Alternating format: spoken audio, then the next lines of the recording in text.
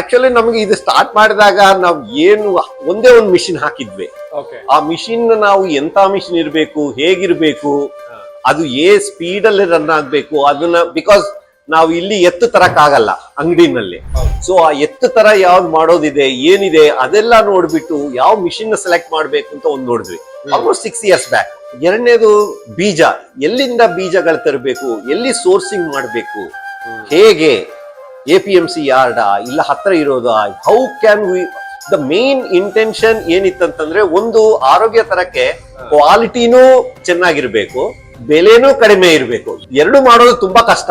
ಯಾಕೆ ಅಂತಂದ್ರೆ ನಿಮಗೆ ಕ್ವಾಲಿಟಿ ತುಂಬಾ ಚೆನ್ನಾಗಿರ್ಬೇಕು ಅಂತಂದ್ರೆ ಬೆಲೆ ಜಾಸ್ತಿ ಆಗತ್ತೆ.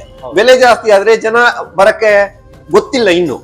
ಸೊ ಅದಕ್ಕೋಸ್ಕರ ನಮ್ಗೆ ಅದೊಂದು ಚಾಲೆಂಜ್ ಇತ್ತು. ಎಲ್ಲಿಂದ ತಂದ್ರೆ ಬೆಲೆ ಕಮ್ಮಿ ಮಾಡ್ಬೋದು, ಹೇಗೆ ಕಮ್ಮಿ ಮಾಡ್ಬೋದು, ಯಾವ ರೀತಿನಲ್ಲಿ ಮಾಡಬೇಕು, ಇದನ್ನೆಲ್ಲ ಯೋಚನೆ ಮಾಡಿದ್ವಿ. ಆಮೇಲೆ right from the bottling, right from the sticker, right from everything ಹೇಗ್ ಮಾಡ್ಬೇಕು ಅಂತ ಅನ್ನೋದು ಒಂದು ಆಲೋಚನೆ ಮಾಡ್ಕೊಂಡು ನಿಧಾನವಾಗಿ ನಮ್ದು almost it took 2 to 3 months before we came.